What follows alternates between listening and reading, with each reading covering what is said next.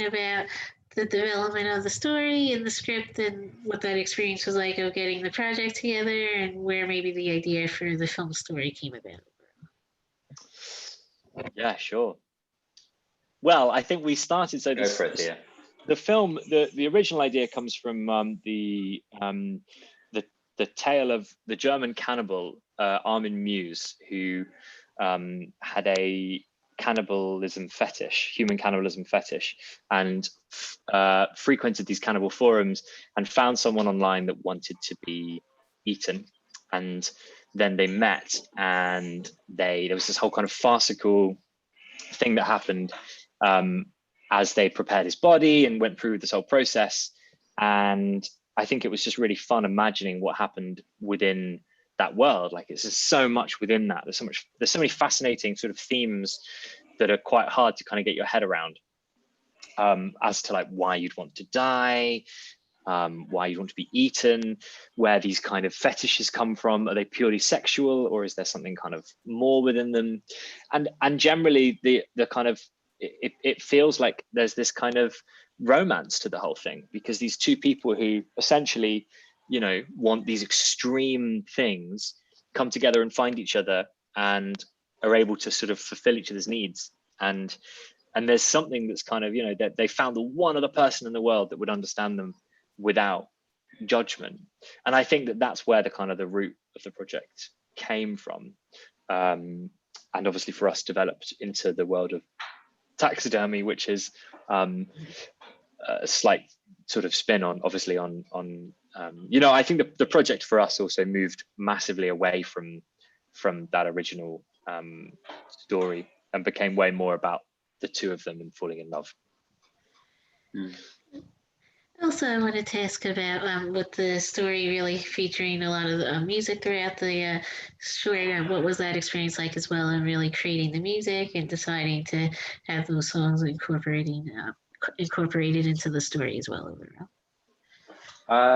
Well, I guess it's I'm a composer, and we work together, and we met each other because we like musicals, and to be honest, probably it probably comes more from a place of like wanting to make a musical and then happening to come across a story that feels like it works for that form, as opposed to being the other way around, where it's like we wanted to make that and we decided that a musical was the best way to express that story. But yeah, I don't know. I guess we kind of like, but it feels like it suits the story, suits like a musical so well, because as Theo was just saying, you know, the story, there's all this kind of like unspoken romance between the two characters. In the true life story of the cannibals as well, you kind of can imagine, like, you can only imagine what they must have been feeling leading up to this event for what's about to happen and from between them. And yeah, it's just music, you know, music can be like a really good way to allow them to express themselves like that. Which, especially in a short film where you want to get like a lot of information across in a short amount of time, it's kind of like, we describe it as like a cheat code in like storytelling, where you can cheat and you can literally just have a character say how they feel and kind of get it across like that. Yeah. But yeah. The whole experience as well for us was, you know, we wrote the kind of ideas of the route that we wanted to sorry, I'll start that again. You know, for us wanting to make a musical, we wanted to make something that felt different. Musical film is something that's vastly underrepresented, especially in, you know, short film, and but it feels like it's underrepresented and really underexplored.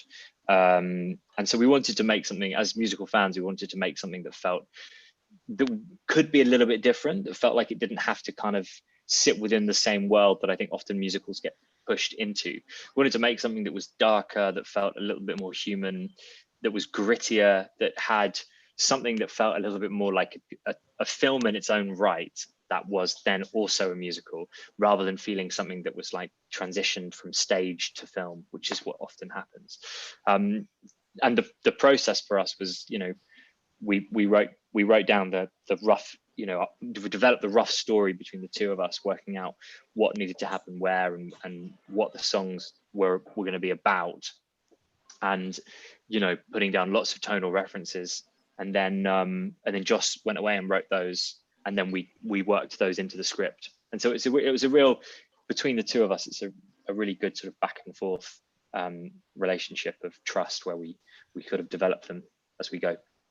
Yeah, and I guess normally as well, like a composer's role generally in like film and a short film is generally one of like subservience to the director, which is fine because it's the director's vision. But I think how it should be. But I think for us, you know, I think this was our joint project, and so I think it's relatively uncommon for like a composer like me to be kind of so involved in the kind of writing and the sort of actual kind of creation of a project. And so I think the music, so the music is, I guess, like kind of more important because it's kind of baked in from the beginning, as opposed to being like a director's vision who finds a composer to help them express that, essentially. Also, speaking about the directing, I also wanted to ask about that experience and Theo, what your approach was to directing the film, and just the overall style you had on set while filming in general. Well, I think that tonally we were aiming for something that felt, again, you know, I'm from Gloucestershire, I'm from small town England, and wanted to make something that felt like it was one of those stories that you might have heard about, like a house down the road and something dreadful that happened there. Like it has this fairy tale, slight kind of British gritty fairy tale vibe to it, which I think was really important. We wanted to make something that felt quite classical and felt quite that kind of embraced the dark grimness of what England and anywhere can be like, but particularly what England can be like. I think we also wanted to cast people that felt we wanted to cast interesting faces and with that could give us kind of interesting performances that didn't, again, all of this trying to move us away from what we're maybe used to seeing within musicals. That was really important, I think. But I should also say that with, you know, the nature of this being a short, it's like a short where we had very, very, very little budget. We were constantly at the what's the word? Constantly at the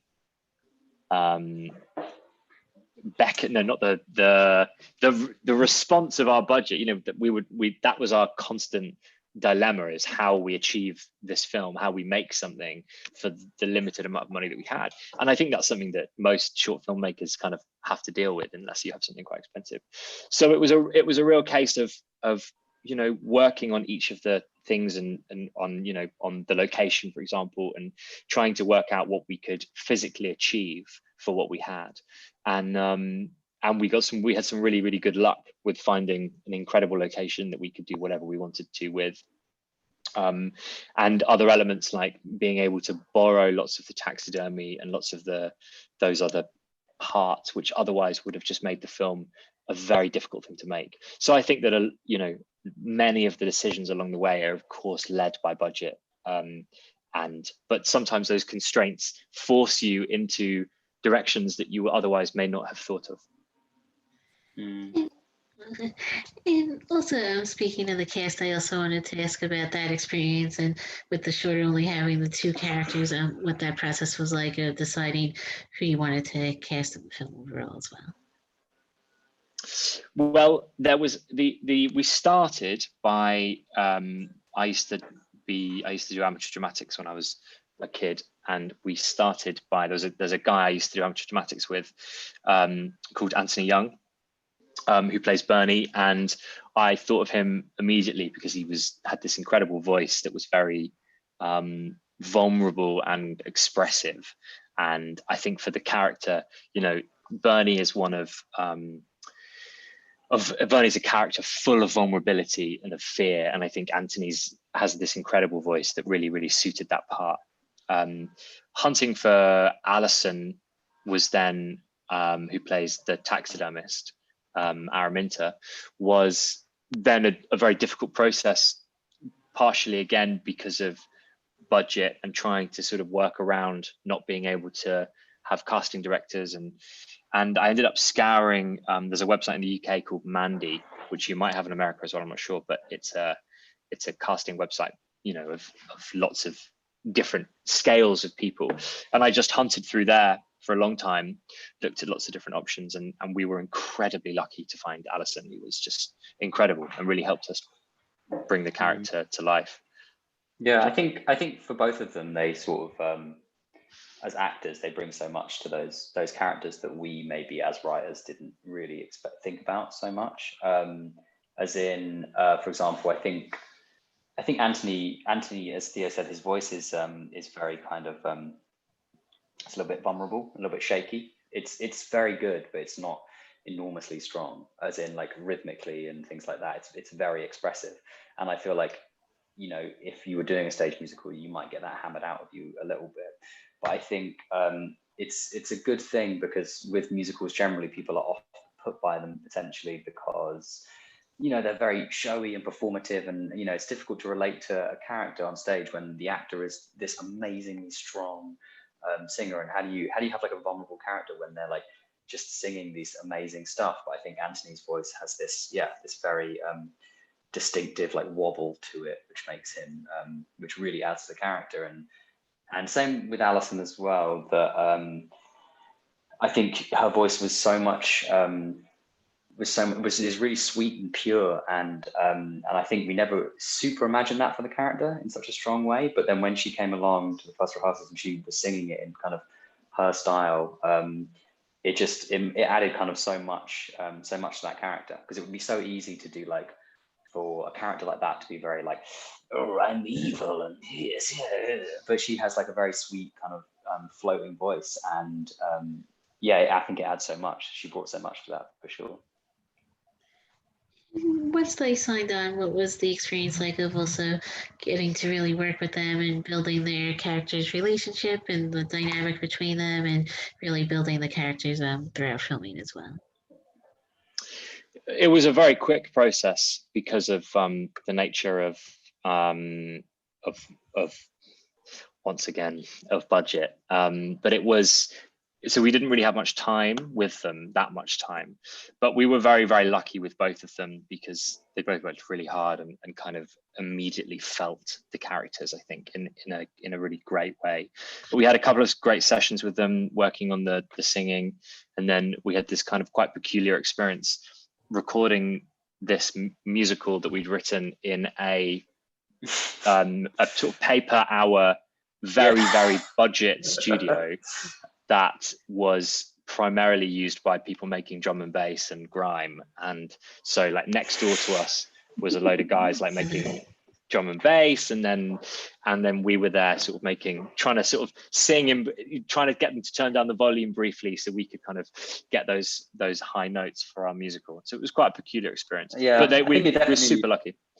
Give you some idea of like the budget that we had, that we were paying. Like, we found a studio that was like £30 an hour, and we got there and all the headphones were broken, and also the sound card that you record into was also broken. So luckily I brought my own. So it was basically like, we might as well just done it in my house. And yeah, you can imagine us knocking on the door of like some producer and being like, hi, we're recording a musical next door, so can you turn it down? But yeah, we didn't have a huge amount of time with them, really. We had like a couple of days, but they, as Theo said, they put in so much work into it already. I don't know. Do you think, Theo, do you think it would be, they didn't really know each other very well, I guess, those two actors, Alison and Anthony. Do you think it would have been better or worse if they'd had more time to get to know each other? I think it would have been great to you know, of course, I think it would have been great to develop things a little bit more, but there's maybe certainly, you know, that they are that the nature of the characters are two people who come together and kind of build a tension, you know. So I think that it maybe worked for us in some respects, the fact that they didn't have that much time together meeting, you know, maybe subtly added to the nuance of their relationship. Also, I wanted to ask about filming entirely in the house, and like you mentioned earlier, getting to film in this kind of like remote part of England, and what that experience was like of finding the house and really filming there overall throughout production.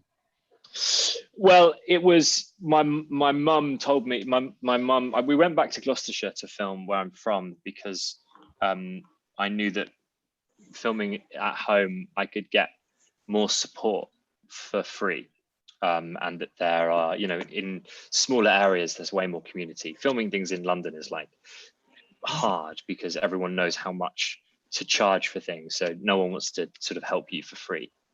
So I went back to Gloucestershire, and we were very lucky that there's a local Facebook forum called Dursley Matters. It's from a town called Dursley, and there's a Facebook group called Dursley Matters. And I posted out on there just saying, does anyone have any possible locations? And we were incredibly lucky to find a house that no one had been in for, the person who'd lived there had died 15 years ago, and no one had been inside for 10 years. And we could do whatever we wanted with it. And so we were incredibly lucky because we found this amazing space that just was full of character and had so much to give us. And filming there was great. We were really supported by the owners of the land that it was on, who run a business there. And so we worked on the location, building it up for the week before the shoot. Which was like me and the art director and a few others, and then shot there, which was lovely. It became a kind of home, and now it's been knocked down, which is devastating. And I went back there recently over Christmas, and it was completely flat and disappeared, which I feel quite sad about. It was absolutely terrifying as well, right? Inside the house. Inside the house, the spider situation when the sun went down in the shoots was. It was like we were living in our own horror film a little bit. Absolutely. Yeah. And also, I wanted to ask you, Theo, about also producing the short and why you decided to also produce and what that experience was like as well, and just really maybe balancing directing with producing as well. Yeah, producing. I think producing a short, you know, we hadn't really made anything. I hadn't really made anything that was like this before. And so it was towards the beginning of the project very hard to get people involved, which is always the case, I think, when you're trying to do something that maybe someone doesn't recognize from your work. So it was towards the beginning of the film, it was a real problem trying to get other people's support with the film. So it wasn't, so me co-producing it with was no purposeful feat. You know, it was purely because we at the time couldn't find anyone. We were lucky enough then to be supported by a friend of mine, Freddie, who ended up co-producing it with me. But actually it was a really lovely experience producing something like this, because to be involved in a short, you know, it really does end up feeling like a kind of family of people who really, really care about the project. Because why would you give up your time for something like that unless you really believed in the project? And there's something about musicals that, maybe because people aren't used to it, maybe because people hold a secret love of musicals, people are really keen on it. So we were really lucky to find some incredible crew and some real passion behind it. And so that made producing it very easy, because I had lots of people who were really up for being involved and helping me try and spread what the little money that we had as far as it would possibly go. Anything else? Yeah, it was, yeah, that's it. Also, I wanted to ask you both about now being able to bring the short to South by Southwest and being able to share the movie with audiences online, and what that experience has been like so far in preparation to playing the film online during the festival as well. I guess it's been a little disappointing, because we would love to be going to Texas and like meeting people and stuff like that. But I think it feels like South by Southwest have done a relatively good job at kind of emulating that experience. Like the website has like portals and Zooms from which you can like talk to other filmmakers, and Yes, I think as far as good as it could have been, they've done a good job of like oh, I'm bleeding. They've done a good job of like, yeah, kind of emulating the kind of that festival experience, I guess. But also we wouldn't know because we haven't really taken a film to a festival before. So I'm assuming.